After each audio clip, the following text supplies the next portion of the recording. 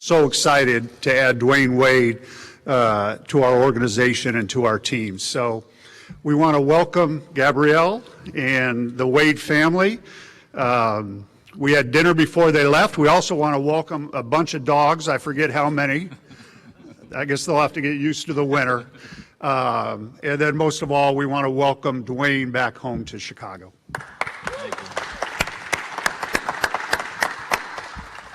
Thank you for that, Gar. Make me feel good about myself. Hello to everybody out there. Some of you I've been in a locker room with after wins or losses here in Chicago, and some of you I haven't. But you guys are gonna hear a lot from me and see a lot of me for a little while. So I'm thankful to be here today. This is one of those moments for me that that is a dream come true. You know, simply that. I'm a Chicago guy, Chicago kid. I grew up here. Got opportunity. I remember sitting on the floor when I could sit Indian style and watch the Chicago Bulls win their first championship. I was 9 years old, and I remember looking at the TV. We had this little bitty TV. I remember looking at it. It's about big as iPhones is now. I remember looking at it and saying, that's what I want to do. That's what I want to be. I want to be a champion, and that's who I want to do it with, you know, as a kid. And so my dream of becoming an NBA player started here in my hometown. So I know it's took a long time to get here, but I am here, and I'm excited to be here. I can't tell you guys in words what this moment means for me, what this organization, since the day that I said I'm coming, the support that they have shown, the excitement that the city has shown me. I can't tell you guys what that means to me. So I'm just thankful. So I appreciate it.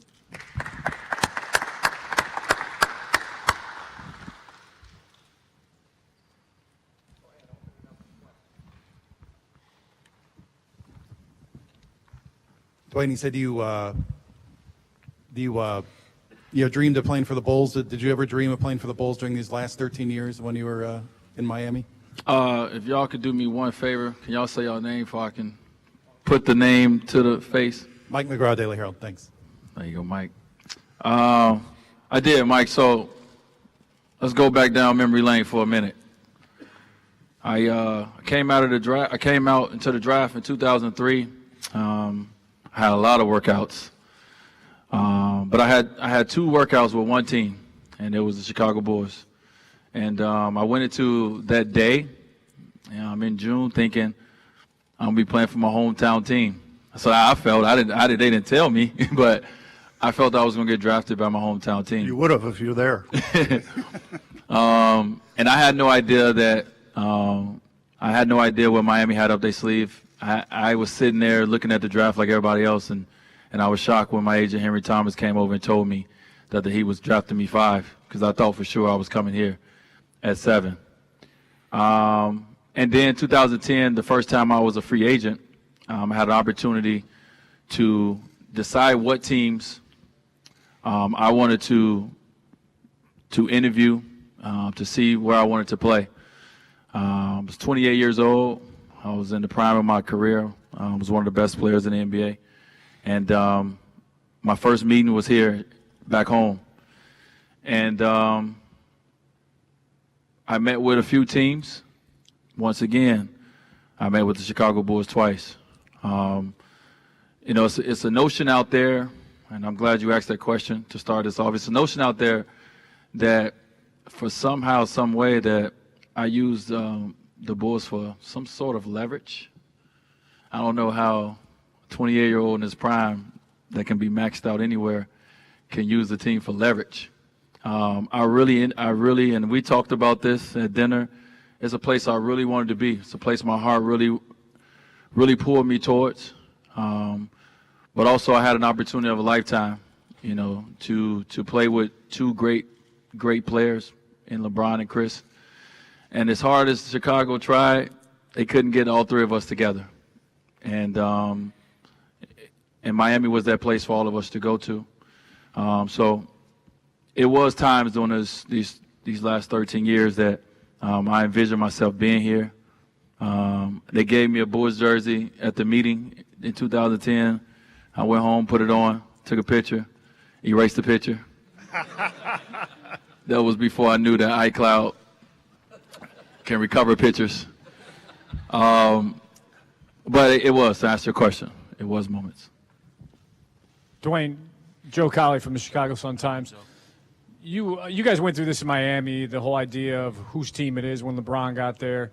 And now Jimmy and Rondo have talked about that now. Is there a significance to whose team it is? And secondly, should rings on the finger dictate whose team it is? I think it's Jerry Rondo's team. Yeah, that's the last I checked. It's Jerry Rondo's team. I think, it's funny to be sitting in this seat. I remember when Shaquille O'Neal came to Miami, coming from the Lakers, 3 championships, came to Miami. We had no championships at the time. And I remember his press conference, and I was playing in the Olympics at the time, like Jimmy is right now. And I remember Shaq said, we're not going to go through this all year. He said, it's Dwyane Wade's team, so we're not going to go through this all year. This is Jimmy Butler's team. Myself and Rondo are here to bring what we bring as athletes to this team and to this city. He's a young bull on this team. He's a 26-year-old that can play 40 minutes if coach want him to, and maybe more. I ain't trying to do all that. And we're going to depend on him a lot. This is a guy who I've known since Marquette University, and great university, by the way, that I have a tremendous amount of respect for. And as much as Gar and John Paxson and everyone did an amazing job of making sure that this can happen, this wouldn't have happened if it wasn't for Jimmy Butler. Jimmy Butler called me and told me he wanted me here. And that was huge because at the time I didn't know. I mean, think about it. Hometown kid, Derrick Rose here. And, he finally leaves. And Joe Noah, who's very known here, he leaves. It's now Jimmy's team. So to want to bring in a guy like myself and Rondo, et cetera, it shows what he's about. He's about winning. And the individual stuff will come from that. And I think Jimmy understands that. So it won't be a tug and pull of who team it is. We're all playing together. We all have one common goal, and that's to win. Jimmy is going to be Jimmy Butler, and I think he's going to grow and be a better ball player because of what Rondo brings to the game and because of what I bring. Hi, Casey Johnson with the Chicago Tribune. How you doing, Casey? Hi. With the league trending towards three-point shooting, Dwyane, how do you envision the basketball fit between yourself, Jimmy, and Rajon? Obviously, you've got other pieces, but with you three guys kind of being the primary ball handlers, how do you envision the basketball fit? Yeah, well, the league's trending that way.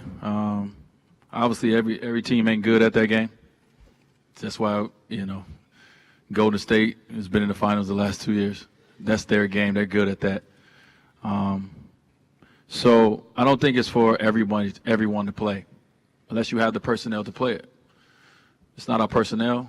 It's not a game we're going to try to play, And that's, we have guys who can make shots. But I'm not going to lie and say, we're going to all shoot 50% from 3 next year. Our career, you can look at the numbers, are pretty much, I am a better three-point shooter than my number, by the way. I show it in the playoffs. But we have our own strengths. And with those strengths is what we're going to bring to this game. We're not going to come out there and try to be Stephen Curry. That's not our game. As much as my son loves Stephen Curry, sorry, he's not your dad. I am. So what I'm going to do is I'm going to play my game, and I'm going to play my game within, obviously what the system is, what, the team needs from me. And at the end of the day, last time I checked, the ball has to go through the basket, and I've been pretty successful putting it through the basket. He's been pretty successful. He's going to be even more successful. And Rondo's going to know how to make sure he gets everybody the ball to put it in the basket as well as possible. So, our job is to play to our strengths, to work on our weaknesses as well, as we know how teams may try to defend us.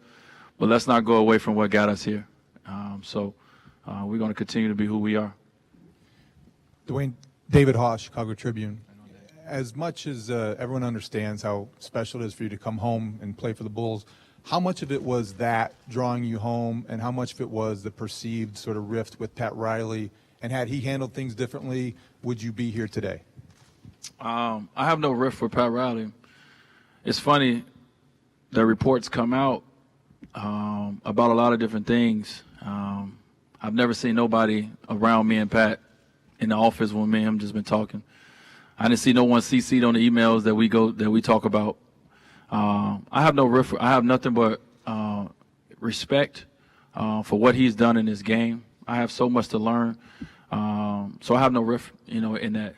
For me as a player, when you get opportunities to be a free agent, you have to sit and you have to look and see what is the best situation for you. And 2010, the best situation for me was to play with Chris and LeBron because I wanted to be able to compete for championships. That was what I felt was best. The other two opt-out seasons, last year, I wanted more money. Just to be real. I got more money. This year, the direction and the focus for that organization in Miami, which I have nothing but respect for and love for, was a little different than it has been in years past.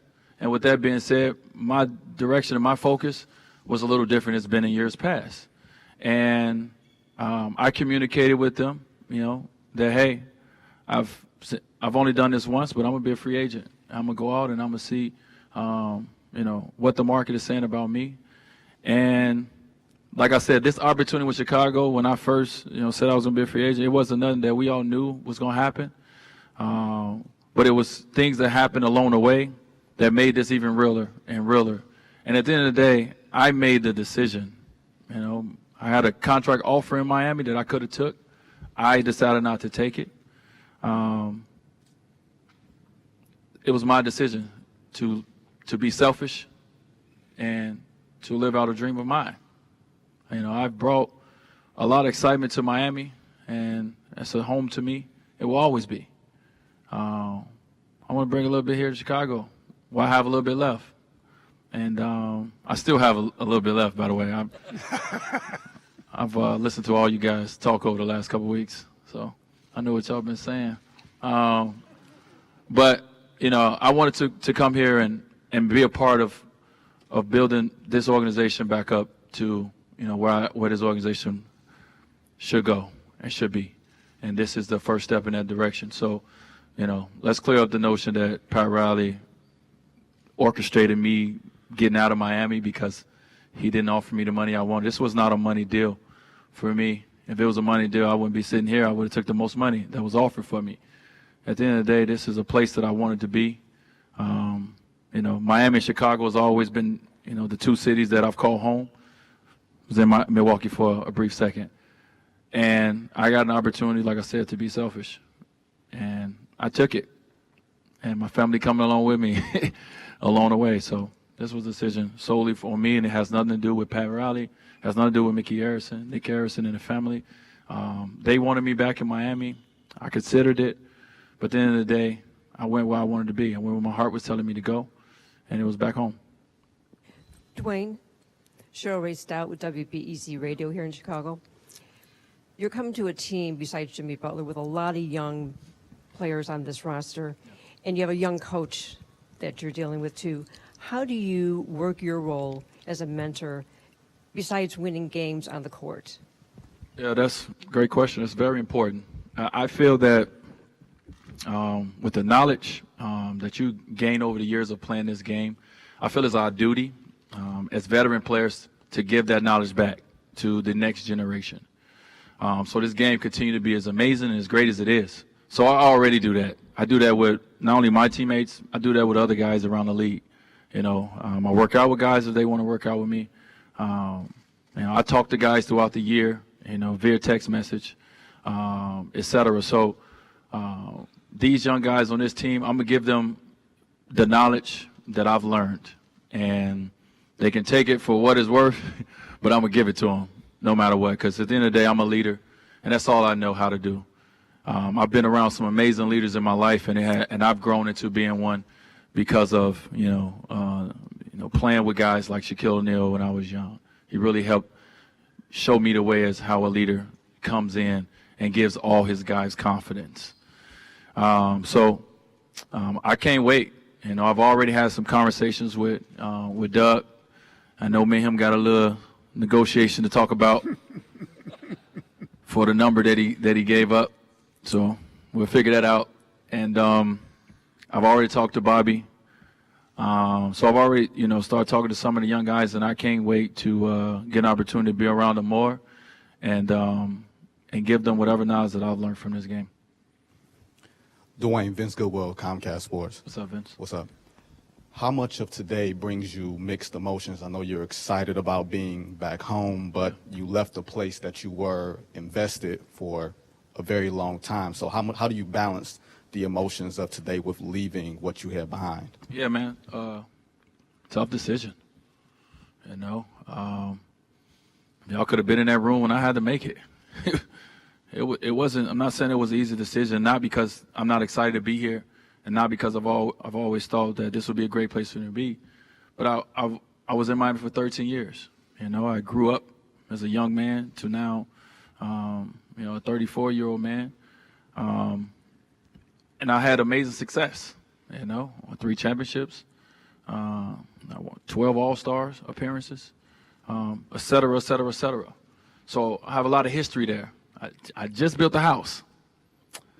Sorry, baby. Just built a house there, Kids going to high school, older 2 boys going to high school. So there's a lot of things that made the decision not easy to make from the standpoint of what I've built and what I have going on with my family. So it's this nervous, exciting energy that I have, and that I had and I was in that room. But at that moment, like I said, my decision was, I didn't make it solely. I talked with the family, but selfishly, this is what I wanted to do at the end of the day. And I can't stress it enough. I wouldn't be here if I didn't want to be here. And, not saying that it's gonna take me a while everything is new. I feel like a rookie all over again, because everything in the organization is different than what I'm used to, and not in a bad way. It's just different. So I'm trying to get my feet up under me, but I will.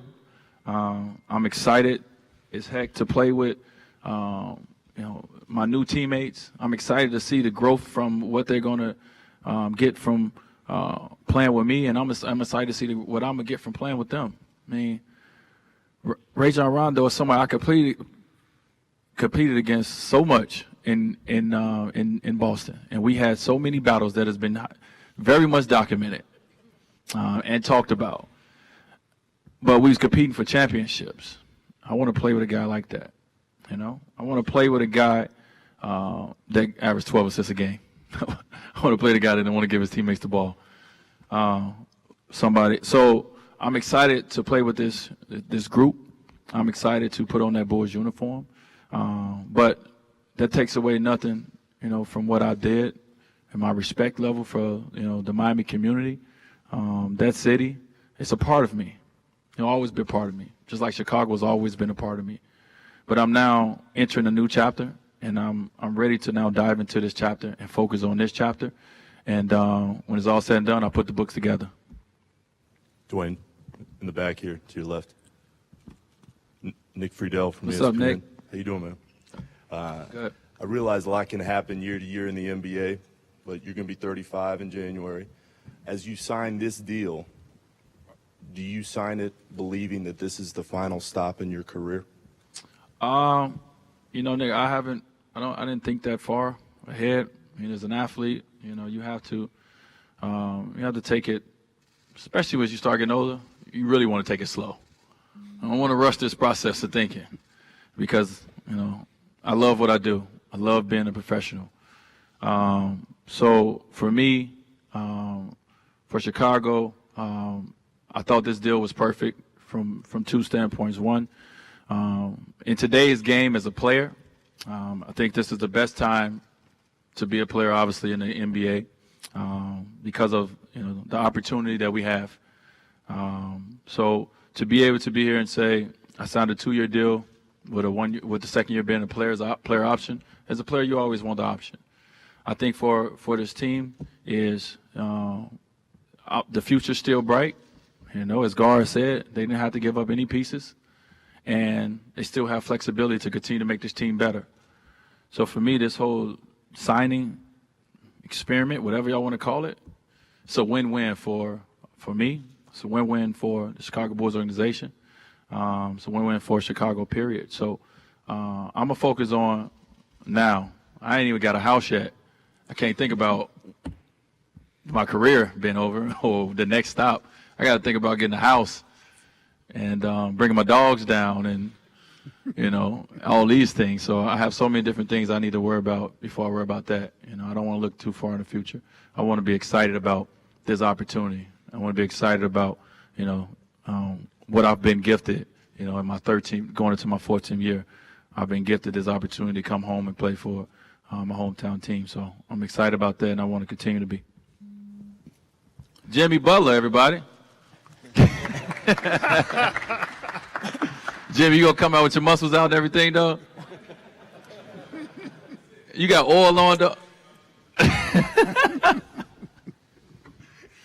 Dwyane, Clement Townsend, 120 Sports, right here. Obviously, you've talked about your wife being here with you, Gabrielle, and how much she means to you. She's I ain't say all that. Excuse me. I ain't say all how much she mean to me. But you waited for her, so obviously that means that I she wait means on a my lot. mama. I'm playing. My bad. Go But ahead. she's been with you throughout this process. She's very active on social media. Saw you all on Instagram doing it to a little Montel Jordan. This is how we do it, having some fun. Just talk about her support, though, and what she said and how she's played a role in this process for you. Well, I'm gonna warn y'all. Right now, she follows all you guys. She will follow all you guys, and she's gonna comment if she don't like what y'all got to say, and not just about me. About Jimmy, about Rondo. Yeah. So I'm just gonna warn y'all. She's rougher on the refs than I am. But I mean, like I said, man, the support from your family means everything. We, as the faces of the family, have to make tough decisions. As a man of the family, I make tough decisions. But when my family supports me, it means everything. So my wife supports my decisions, and like I said, she just built her dream home. What she thought, in Miami. And I said, well, baby, we're going to have to get up out of that home. We got to go somewhere else and make a different home. And she supports me. Not saying that she was necessarily 100% happy that she had to change, but she supports me. So, we all ride together, the Wade clan, the Wade family, Team Wade, we roll together, and that's how we do. My boys weren't even that happy. And it's because they used to the warm weather. They heard winter and they got scared. But they'll be all right. They get a little Chicago tough. Gar, this question's for you. I mean, both you and John talked about job security at the end of the year and the criticisms that you guys were undergoing. One of the big things was you guys have always landed more consolation prizes than big name free agents or big name splash guys. Does this at all kind of silence critics in your mind? And at the same time, also, the second part of this, have you been told that, this rebuild needs to work or there is something on the line at the end of the day? Yeah, Joe, whatever you're talking about, the critics or the job, I haven't seen that. You'd have to tell me where that's from. As far as, we always go into, planning for the next season and seasons down the road, trying to put the best team we can together. And Obviously, getting somebody like Dwyane and some of the intangibles that I talked about is huge for this team and for this organization. And we're excited about it. We're excited about a lot of the guys that we've added, and we're excited about the young guys and the progress that they're making. So, no, we just come in and grind and do our job each and every day, and with a focus on our players, a focus on getting better, and putting ourselves in the best possible position to have success.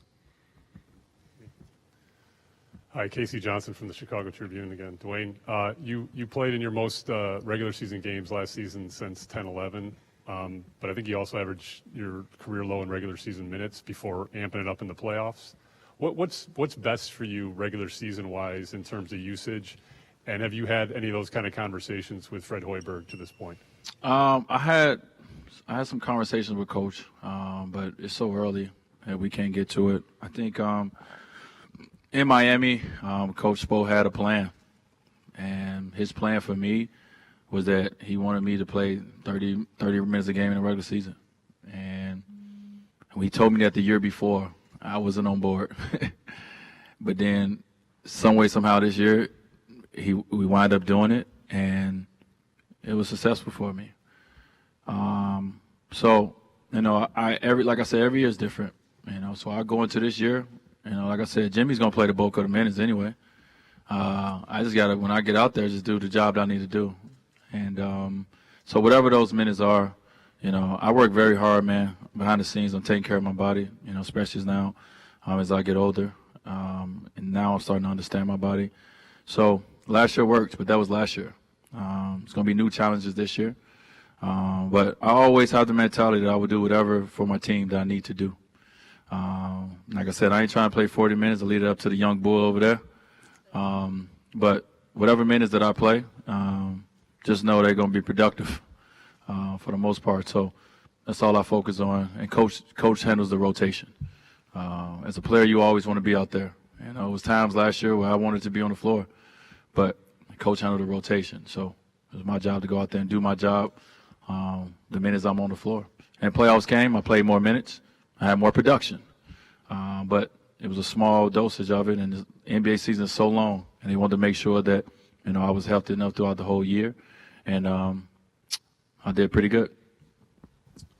Dwyane, Ryan Baker from CBS Chicago. Is that Ryan? How are you? I see you've been getting reacclimated to Chicago at the Cubs game. Thanks for the tweet back, by the way. And going to Lollapalooza. But it's almost as if you never left, because through your foundation, Wade's World Foundation, you've had an impact in the city since you've been in the league. Coming back home now with the Bulls, given the climate in Chicago with the violence, gun violence, homicides, sadly seeming to be at an all-time high, have you thought about how you can even have a more hands-on impact here in the city, not just with the Bulls, but in the community, coming back now to your hometown? That's something that me and my team, my family, are discussing. Everything's happening so fast for us right now. So that's something that we're discussing. I think it's great, and to be here knowing that the organization supports its players, and does great work in the community.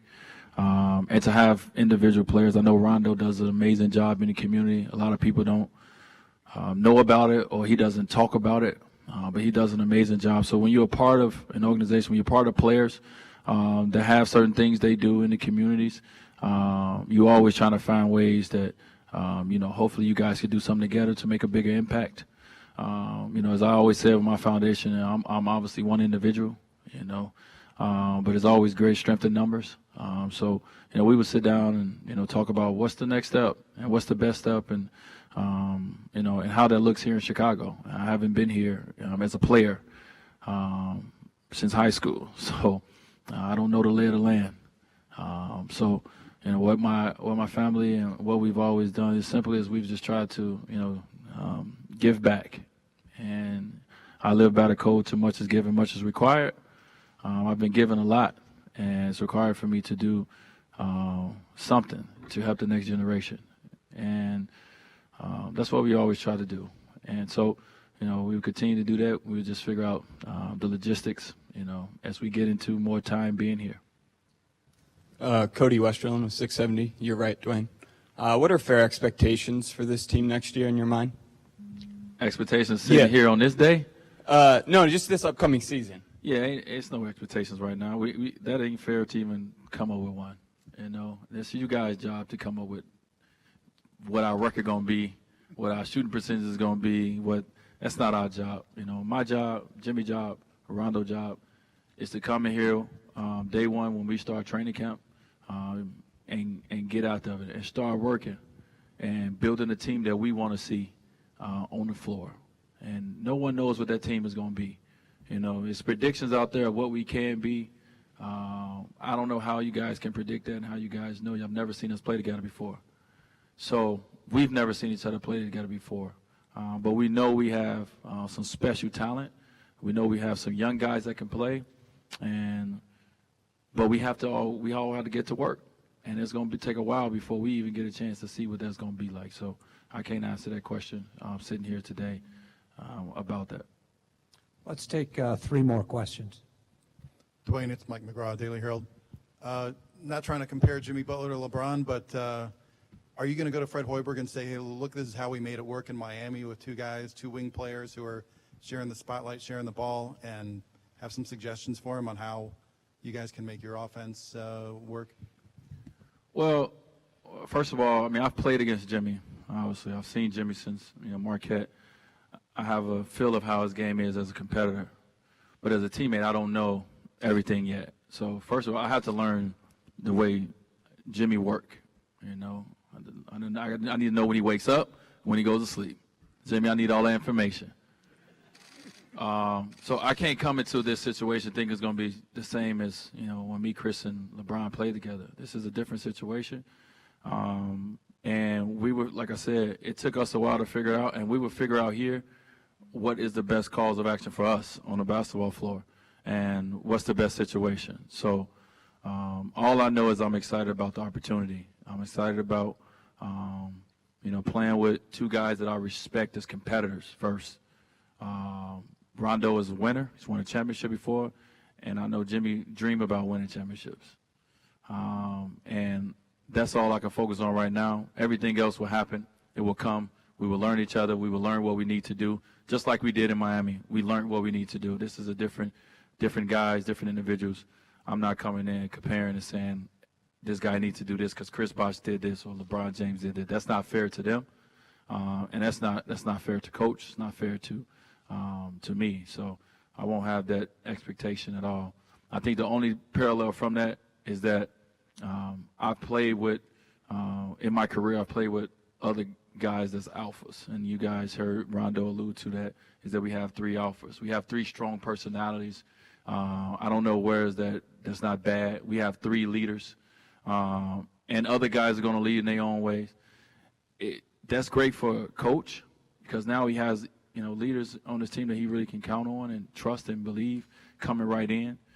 Right away, he don't have to build it. It's here. So, all of it going to take time. I have no answers on how it's going to work. I know we're going to figure out because as individuals, if you want something to work, you find a way to make it work.